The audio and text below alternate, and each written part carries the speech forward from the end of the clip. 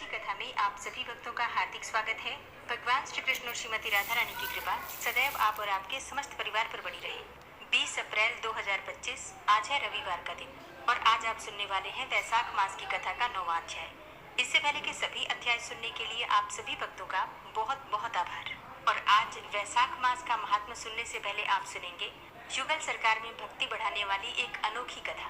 और हाँ, ये कोई कहानी नहीं है बल्कि ये एक सच्ची घटना है। हमारे ठाकुर जी और लाडली सरकार के एक बहुत ही प्यारे भक्त की कथा। वृंदावन में एक बाबा रहा करते थे जिन्हें मदन टेर के अंधे बाबा के नाम से भी जाना जाता था। बाबा 7-8 वर्ष की आयु में ही वृंदावन आ गए थे। वे पढ़े लिखे नहीं थे, बस श्यामा और श्याम की रटन किया करते थे। बाबा ने श्यामा और श्याम की रटन में पूरा जीवन ही बिता दिया। उनका प्रेम इतना गहरा था कि श्यामा श्याम का नाम लेते ही उनकी आंखों से अश्रुधारा बहने लगती थी। ऐसा कहा जाता है कि बाबा रोते रोते नेत्रहीन हो गए थे, मतलब अंधे हो गए थे। तब करुणामयी श्री राधा रानी ने बाबा की पुकार सुनी और वे इसे सहन न कर सकी और श्याम जी से कहने लगी कि ये बाबा रो रहे हैं, थोड़ा जाओ उन्हें हंसाकर तो आओ। तब भगवान श्री कृष्ण बाबा के पास गए और पूछने लगे, ए बाबा, काहे को रो रहे हो? भूख लगी है क्या? कुछ लेकर आऊं खाने को? बाबा ने सोचा कि कोई ग्वारिया अर्थात कोई ग्वाला होगा, परंतु स्वर बड़ा मीठा था। तब बाबा बोले, ए ग्वारिया, तू जा यहाँ से, मुझे भजन करने दे। प्रभु ने फिर पूछा, बाबा काहे को रो रहे हो? तब बाबा बोले, मैंने तुझे कह दिया ना, चला जा यहाँ से, मुझे भजन करने दे। प्रभु बाबा से बार बार अटखेलियां कर रहे थे और बार बार पूछ रहे थे, बाबा भूख तो नहीं लगी? बाबा झुंझला गए और लाठी उठाकर बोले, अभी जा रहा है कि नहीं जा रहा है यहाँ से, मैं बताऊं तुझे। इतने में लाडली जी श्री राधा रानी भी आ गई। लाडली जी ने श्री श्याम जी से कहा कि ये बाबा तो आपसे नहीं हंसने वाले, लाओ मैं इन्हें हंसाकर दिखाती हूँ। तब लाडली जी ने विनोद करते हुए कहा, काहे बाबा क्यों रो रहे हो? क्या तुम्हारी बहू खो गई है? अब बाबा के मुख पर सहज ही मुस्कान आ गई बहू का नाम सुनकर। बाबा बोले, अरे लाली, तू तो बहुत भोली है, बाबा जी की कोई बहू होती है क्या? तब लाडली जी ने कहा, तो बाबा रो काहे रहे हो? तुम्हारा कोई अपना नहीं है क्या? तब बाबा बोले, लाली, मैं इसलिए नहीं रो रहा कि मेरा कोई अपना नहीं है, बल्कि मैं इसलिए रो रहा हूँ कि मेरे जो अपने हैं उन्होंने मुझे बिसार दिया है, भूल गए हैं मुझे। लाडली जी ने पूछा, कौन तेरे अपने हैं बाबा? तब बाबा बोले, एक वृषभानु की लाली है और एक नंद को छोरो है, मेरे तो वही अपने हैं और उन्होंने ही मुझे बिसार दिया है, मुझे भूल गए हैं। बाबा बोले कि मुझे आश्चर्य तो इस बात का है कि वो हमारी लाली नंद बाबा के छोरे के संग रह रहकर वो भी निष्ठुर हो गई है। मेरा जीवन बीत गया, लेकिन उसने मेरी सुध नहीं ली, उसे मेरी याद नहीं आई। तब लाडली जी ने कहा, मैं कैसे निष्ठुर हो गई? इतने में ठाकुर जी बोले कि ये आप क्या कर रही हैं? अभी बाबा को सब पता चल जाएगा, आप स्वयं को प्रकट कर रही हैं बाबा के समीप। तब लाडली जी ने खुद को संभाला और बोली, बाबा मेरा नाम भी राधा ही है, इसलिए मैंने ऐसा कहा। फिर लाडली जी बोली, बाबा तुम्हें दिखाई तो देता नहीं है और ना तुम्हें कुछ सुझाई देता है। अब तुम्हारे अपने जिन्होंने तुम्हें बिसार दिए हैं, अगर वो तुम्हारे सामने आ गए तो तुम उन्हें कैसे पहचानोगे?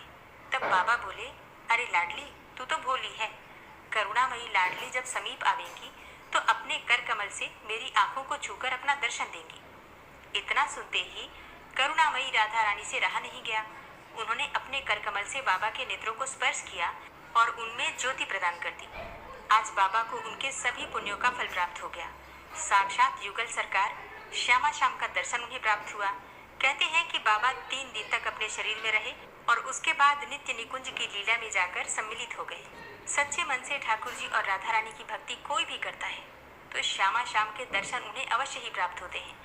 और ये तो एक चमत्कारिक अनुभव है बहुत से भक्तों का, और ऐसा नहीं कि ये पुराने समय की बात है। आज भी बहुत सारे ऐसे भक्त हैं जिन्हें कि श्यामा श्याम के दर्शन हो जाते हैं, अनुभव भी हो जाता है और साक्षात दर्शन भी प्राप्त हो जाते हैं। जरूरत है तो बस भक्ति की। आज की कथा आपको कैसी लगी कमेंट बॉक्स में जरूर बताइए। अच्छी लगी हो तो वीडियो को ज्यादा से ज्यादा शेयर कीजिए। और अब आप सुनेंगे वैशाख मास की आज की कथा। श्रुतदेव जी बोले कि हे राजन, मधुसूदन भगवान के प्यारे, पापनाशक वैशाख महात्म्य का फल और भी सुनो।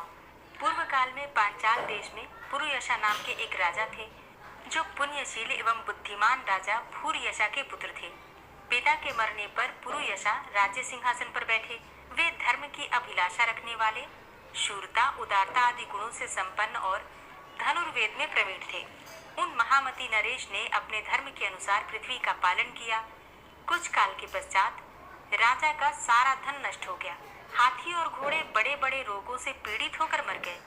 उनके राज्य में ऐसा भारी अकाल पड़ा जो मनुष्यों का अत्यंत विनाश करने वाला था। पांचाल नरेश राजा पुरुयशा को निर्बल जानकर उनके शत्रुओं ने आक्रमण किया और युद्ध में उनको जीत लिया। तदनंतर पराजित हुए राजा ने अपनी पत्नी सीखनी के साथ पर्वत की कंदरा में प्रवेश किया। साथ में दासी और सेवकगण भी थे। इस प्रकार राजा छिपे रहकर मन ही मन विचार करने लगे कि मेरी यह क्या अवस्था हो गई। मैं जन्म और कर्म से शुद्ध हूँ, माता और पिता के हित में तत्पर रहा हूँ, गुरु भक्त, उदार, ब्राह्मणों का सेवक, धर्मपरायण, सब प्राणियों के प्रति दयालु, देव पूजक और जितेंद्रिय भी हूँ। फिर किस कर्म से मुझे यह विशेष दुख देने वाली दरिद्रता प्राप्त हुई है? किस कर्म से मेरी पराजय हुई और किस कर्म के फल स्वरूप मुझे यह वनवास मिला है? इस प्रकार चिंता से व्याकुल होकर राजा ने खिन्न चित्त से अपने सर्वज्ञ गुरु मुनिश्रेष्ठ याज और उपयाज का स्मरण किया। राजा के आवाहन करने पर दोनों बुद्धिमान मुनीश्वर वहां आए। उन्हें देखकर पांचाल प्रिय नरेश सहसा उठकर खड़े हो गए और बड़ी भक्ति के साथ गुरु के चरणों में मस्तक रखकर प्रणाम किया। फिर वन में पैदा होने वाली शुभ सामग्रियों के द्वारा उन्होंने उन दोनों का पूजन किया और विनीत भाव से पूछा, हे विप्रवरों, मैं गुरु चरणों में भक्ति रखने वाला हूँ। मुझे किस कर्म से यह दरिद्रता, कोष हानि और शत्रुओं से पराजय प्राप्त हुई है? किस कारण से मेरा वनवास हुआ और मुझे अकेला रहना पड़ा? मेरे ना कोई पुत्र है, ना भाई है और ना कोई हितकारी मित्र ही है। मेरे द्वारा सुरक्षित राज्य में यह बड़ा भारी अकाल कैसे पड़ गया? ये सब बातें मुझे विस्तार पूर्वक बताइए। राजा के इस प्रकार पूछने पर वे दोनों मुनिश्रेष्ठ कुछ देर तो ध्यानमग्न रहे।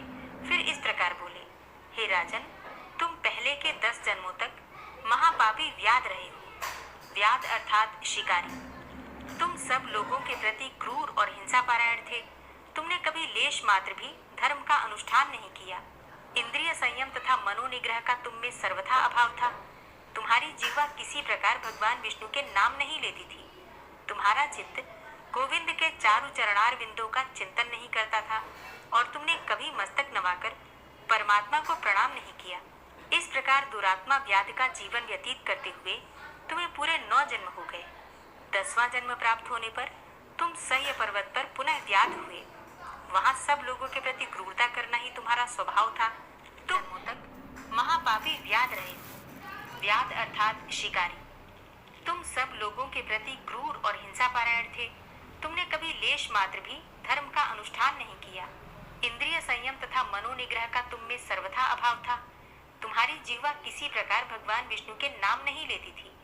तुम्हारा चित्त गोविंद के चारु चरणार बिंदों का चिंतन नहीं करता था और तुमने कभी मस्तक नवाकर परमात्मा को प्रणाम नहीं किया। इस प्रकार दुरात्मा व्याध का जीवन व्यतीत करते हुए तुम्हें पूरे 9 जन्म हो गए। 10वां जन्म प्राप्त होने पर तुम सह्य पर्वत पर पुनः व्याध हुए। वहां सब लोगों के प्रति क्रूरता करना ही तुम्हारा स्वभाव था।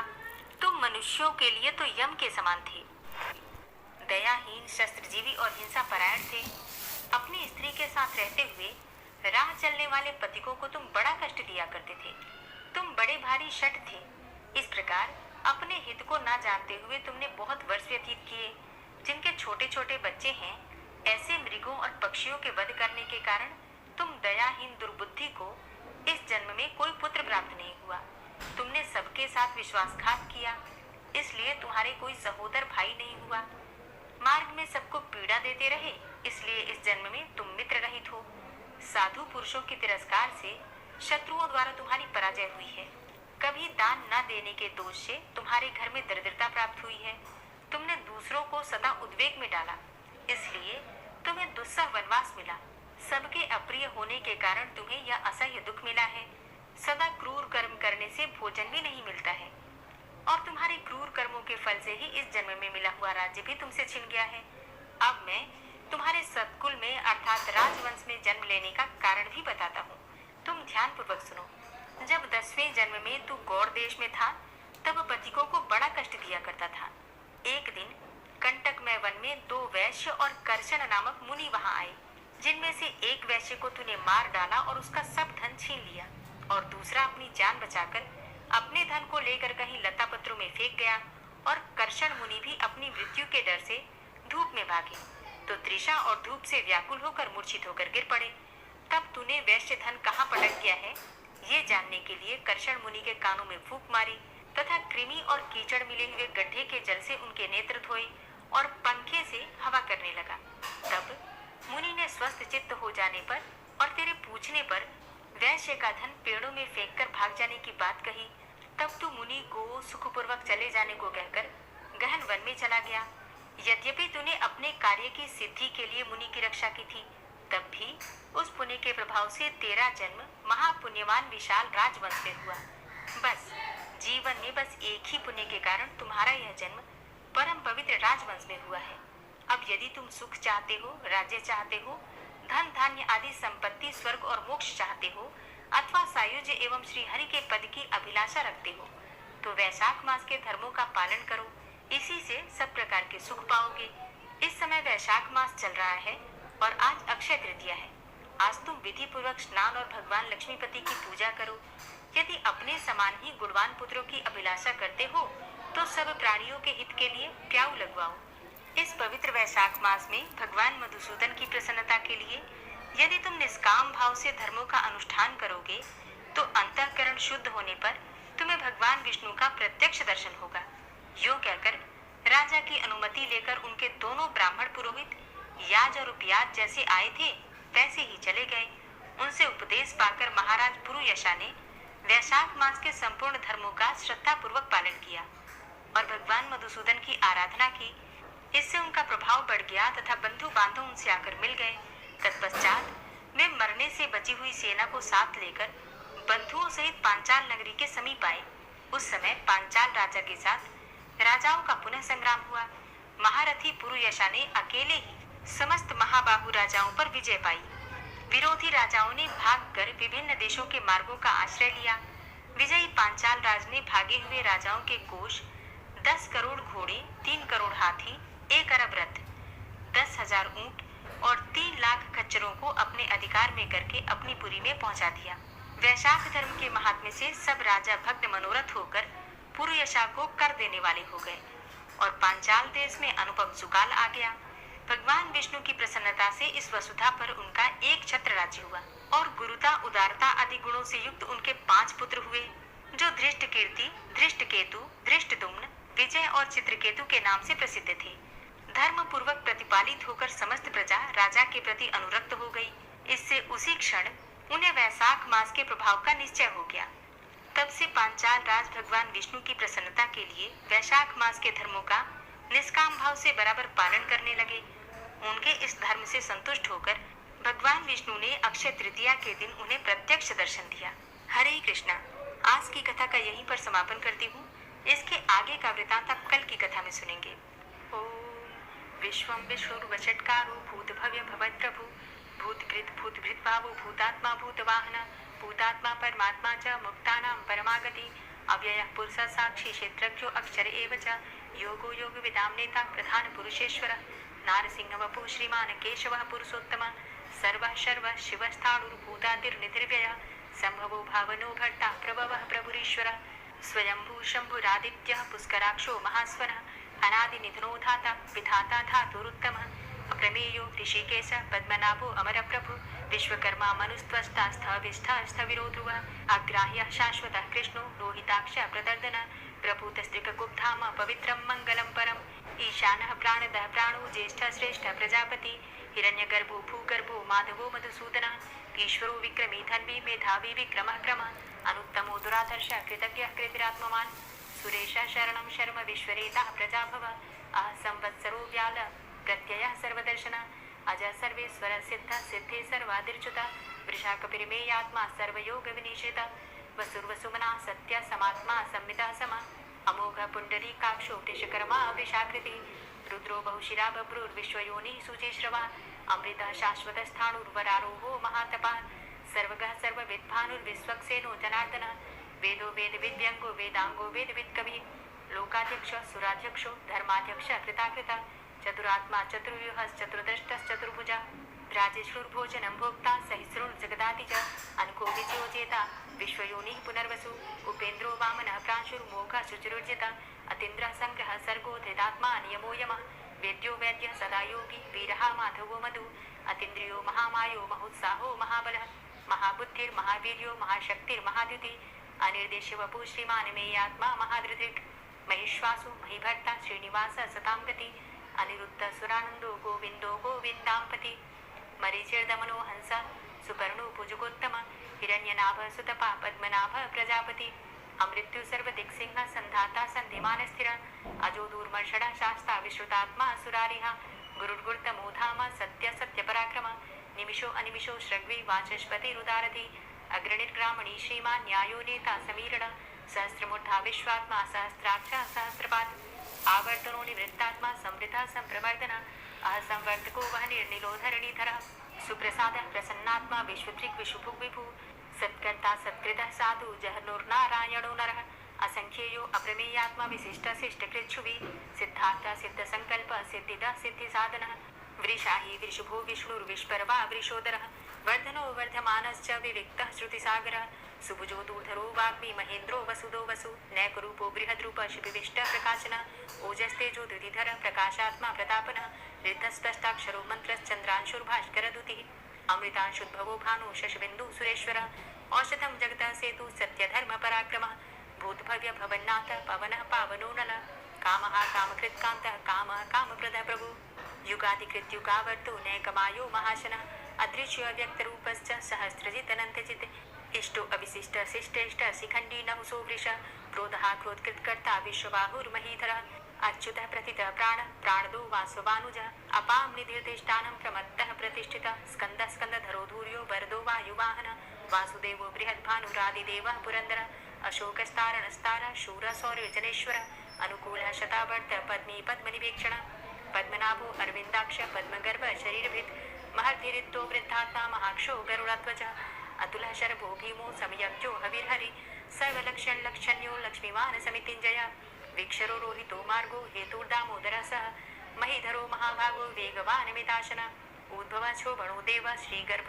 परमेश्वर करणं कारणं कर्ता विकर्ता गहनो गुह व्यवसायो व्यवस्थान संस्थान स्थानदो ध्रुव परर्थी परमस्पस्तुष्ट पुष्ट सुभेक्षण रामो विरामो विरजो मार्गो नेयो नयोनय वीर शक्तिमतां श्रेष्ठो धर्मो धर्मविदुत्तम वैकुंठ पुरुष प्राण प्राणदः प्रणव पृथु हिरण्यगर्भ शत्रुघ्नो व्याप्तो वायुरुधोक्षज ऋतु सुदर्शन काल परमेष्ठी परिग्रह उग्र संवत्सरो दक्षो विश्रामो विश्वदक्षिण विस्तार स्थावर स्थाणु प्रमाणं बीजमव्ययम् अर्थो अनर्थो महाकोशो महाभोगो महाधन अनिर्विण्ण स्थविष्टो धर्मयुगो महामख नक्षत्रनिबिर नक्षत्री क्षम चाम समीहन यज्ञ इज्जो महेज्यश्च क्रतुसत्रं सतां गति सर्वदर्शी विमुक्तात्मा सर्वज्ञो ज्ञानमुत्तमं सुव्रता सुमुखा सुष्मा सुघोष सुखदा सुहृता मनोहरो जित्क्रोधो वीरबाहुर्विदारण स्वापनः स्ववसो व्यापी नैकात्मा नैककर्मकृत् वत्सरो वत्सलो वत्सी रत्नगर्भो धनेश्वरः धर्मगुप्त धर्मकृत् धर्मी सदसक्षरमक्षरम् अविज्ञाता सहस्रांशुर्विधाता कृतलक्षण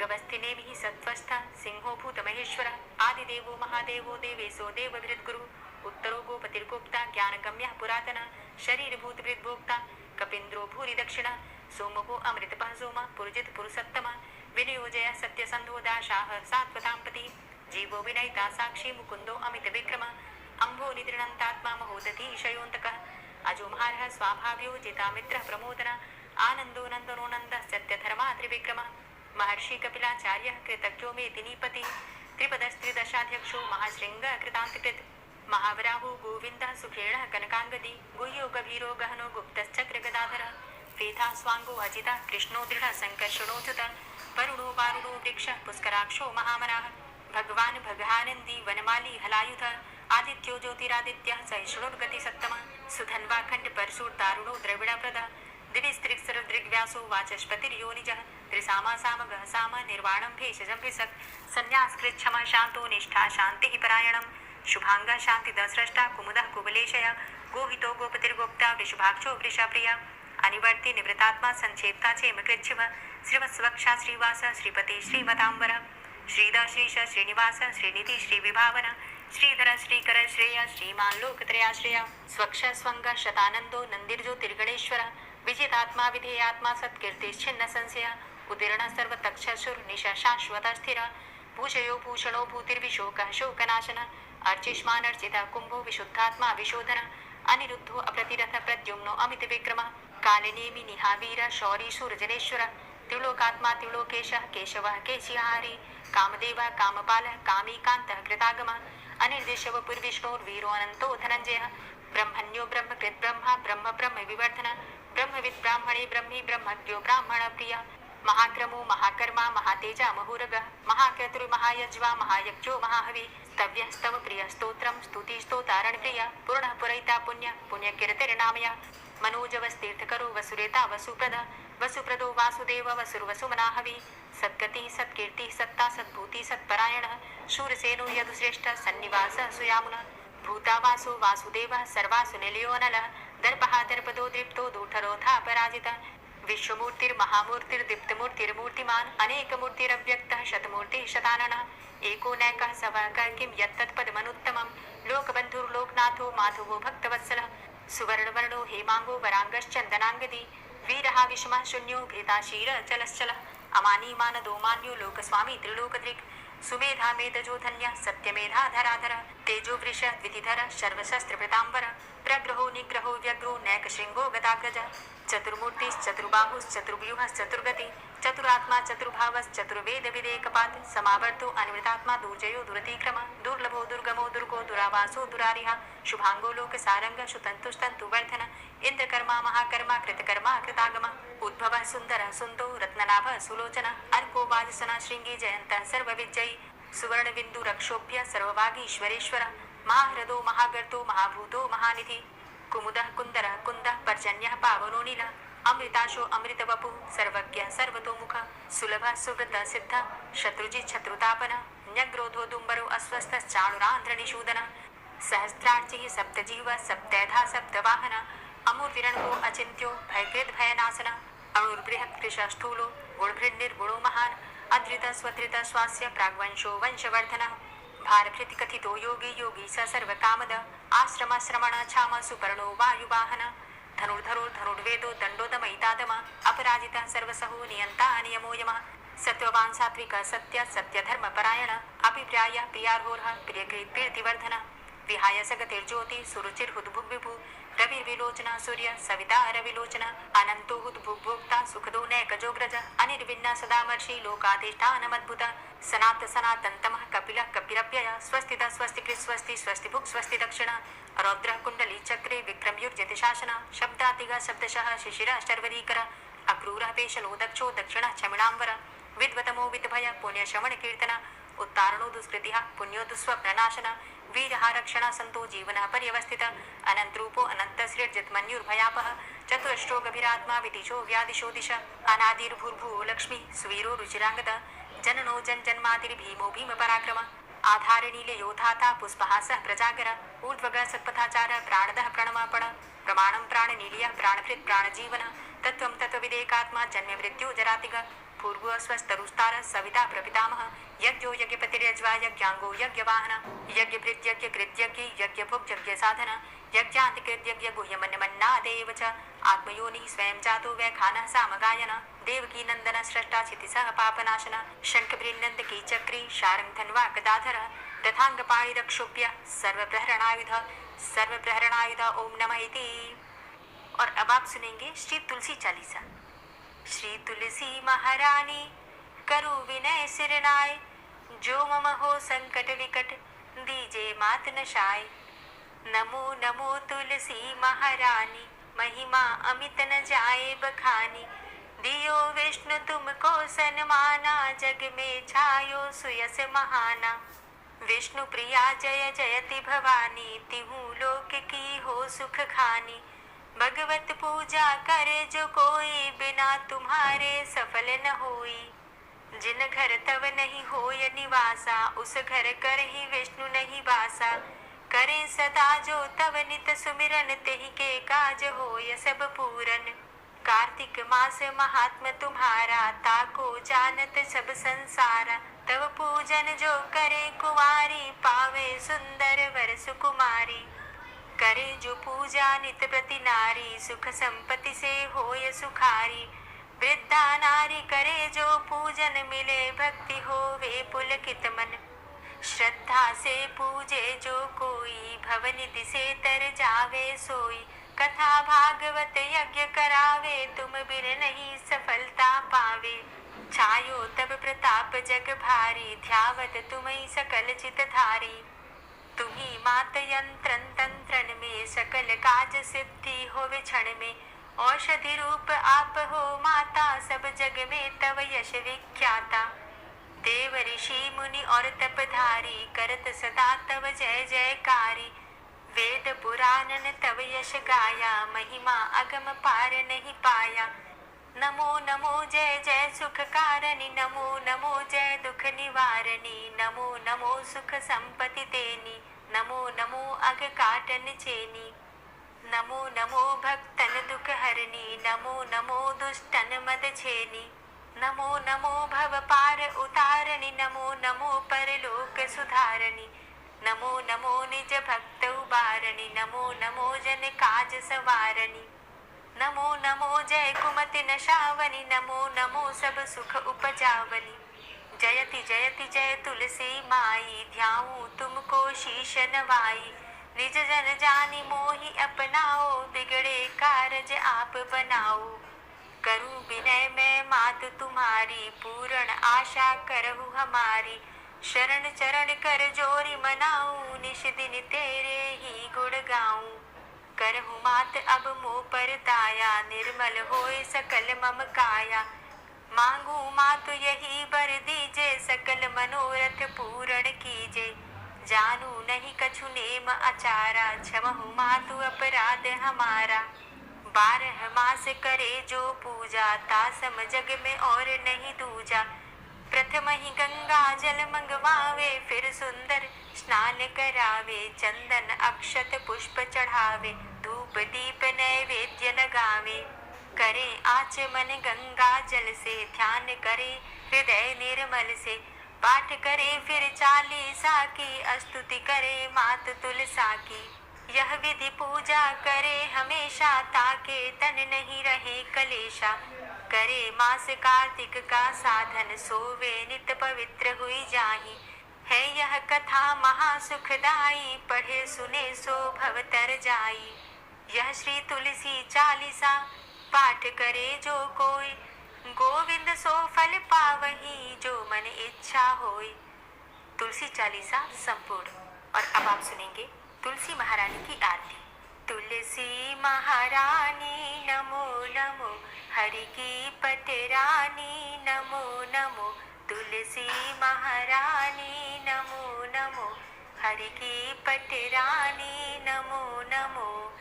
धन्य तुलसी पूर्ण तप कीनो, धन्य तुलसी पूर्ण तप कीनो। शालिग्राम की बनी पटरानी नमो नमो। तुलसी महारानी नमो नमो, हरि की पटरानी नमो नमो। जाके पत्र मंजरी कोमल, जाके पत्र मंजरी कोमल। श्रीपति कमल चरण लपटानी नमो नमो, हरि की पटरानी नमो नमो। तुलसी महारानी नमो नमो। धूप दीप नैवेद्य आरती, धूप दीप नैवेद्य आरती। पुष्पन की वर्षा बरसानी नमो नमो, हरि की पटरानी नमो नमो। तुलसा महारानी नमो नमो। 56 भोग 36 व्यंजन, 56 भोग 36 व्यंजन। बिन तुलसा हरि एक न मानी नमो नमो। तुलसी महारानी नमो नमो, हरि की पटरानी नमो नमो। सभी सखी मैया तेरो यश गावे, सभी सखी मैया तेरो यश गावे। भक्ति दान दीजे महारानी नमो नमो।